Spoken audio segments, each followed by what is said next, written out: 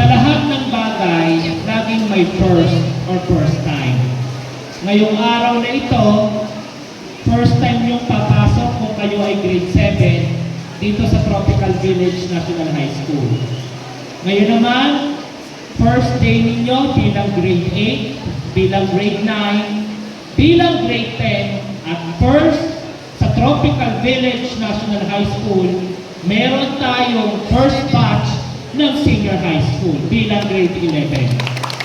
Maaaring sa lahat ng una, sa lahat ng first, iba't iba ang emosyon na meron tayo. Minsan, tayo ay kinakabahan. Kasi panibagong araw, panibagong school year, panibagong teacher. Excited kasi nasa panibagong school year tayo. Masaya dahil makikita mo na ulit ang iyong mga classmates. Iba't iba man ang emosyon na inyong nararamdaman ngayon, okay lamang yan. You cherish all the first that you will experience today. First greetings, first smile, first merienda, first lunch, maging yung inyong unang pag-uwi sa ating paaralan.